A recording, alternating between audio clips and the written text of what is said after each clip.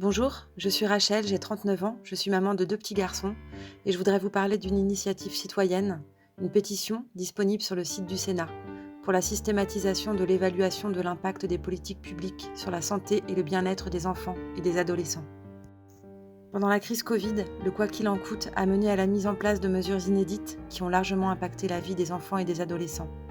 Confinement, couvre-feu, distanciation, non-brassage des classes, gel hydroalcoolique à outrance et bien sûr le masque, dès 6 ans, à l'intérieur, à l'extérieur et même pendant le sport. Tout ça accompagné d'une violence médiatique terrible, accusant les jeunes d'être des contaminateurs en puissance, ce qu'on sait aujourd'hui totalement faux.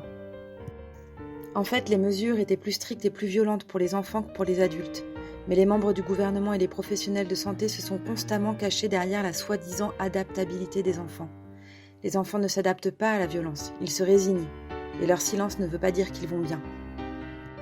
Aujourd'hui, nous avons suffisamment d'éléments pour affirmer que les mesures sanitaires ont été disproportionnées. On a demandé aux jeunes de porter le poids de la responsabilité de la santé de nos aînés.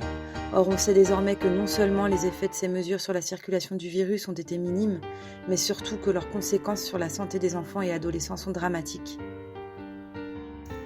On observe une augmentation de 300% des tentatives de suicide chez les moins de 15 ans, de nombreux enfants qui souffrent de phobie scolaire et des retards de développement chez les tout-petits à cause du personnel de crèche masqué notamment. Beaucoup de psychologues s'accordent à dire que les conséquences vont perdurer longtemps chez les jeunes.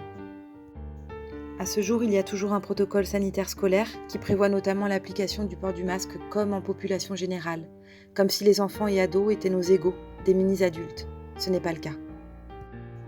Nous demandons depuis des mois qu'une étude d'impact soit initiée par le gouvernement et pour réponse, nous avons le silence. Alors aujourd'hui, nous voulons aller encore plus loin. Nous voulons que l'intérêt supérieur de l'enfant soit remis au cœur des décisions politiques et que la Convention internationale des droits de l'enfant cesse d'être bafouée. Nous demandons donc que l'impact des politiques publiques sur les jeunes soit systématiquement analysé. Signez et partagez la pétition.